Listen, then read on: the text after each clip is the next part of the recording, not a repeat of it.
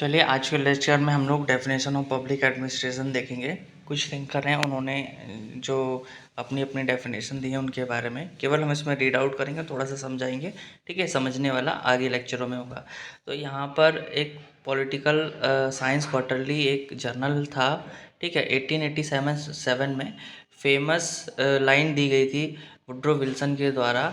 वो थी कि पब्लिक एडमिनिस्ट्रेशन एक डिटेल और सिस्टमैटिक एग्जीक्यूशन है पब्लिक लॉ का। ठीक है, every particular application of general law is an act of administration. According to L D White, ये बोलते हैं कि public administration is the activity required for the implement of public policy. ठीक है, एल डी वाइट ने इस तरह की डेफिनेशन दी। अब देखते हैं डुइट वर्ल्डो ने क्या बोला था। तो public administration is the art and science of management as applied to the affair of the state. ठीक है, अब अकॉर्डिंग टू साइमन ने क्या बोला था कि public administration is mean the activities of the executive branch of the national, state and local government. अब बात करते हैं लूथर गुलिक ने क्या डेफिनेशन दी थी।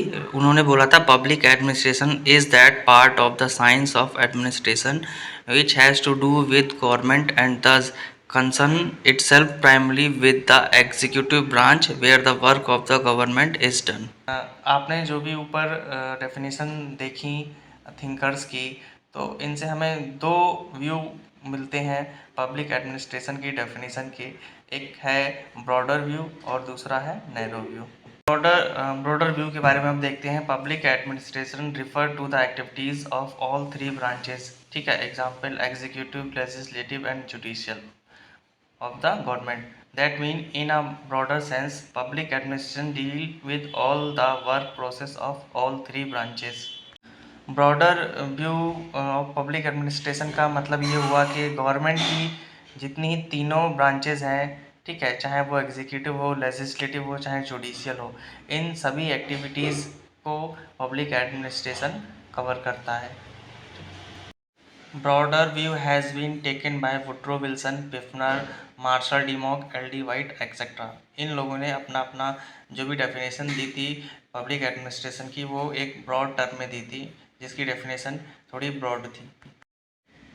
हम नैरो व्यू की बात करते हैं। In the narrow view, public administration refers to only activities of the executive branch of the government. Gulick, Simon, Willoughby, Fayol and Ordway discuss public administration as only the activities of the executive branch of the government। देखिए, narrow view जो है public administration का, इसका मतलब ये है कि ये सिर्फ एग्जीक्यूटिव ब्रांच के बारे में बात करता है। जो भी एक्टिविटीज़ एग्जीक्यूटिव ब्रांच के द्वारा की जा रही हैं, ये सिर्फ उन्हीं के बारे में बोलता है नैरो व्यू।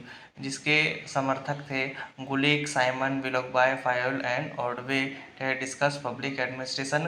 वो केवल एक्टिविटीज़ बताया है एग्जीक्यूटिव ब्रांच की, जितनी भी एग्जीक्यूटिव ब्रांच की एक्टिविटीज़ हैं उसी को ही पब्लिक एडमिनिस्ट्रेशन बताया है इन लोगों ने।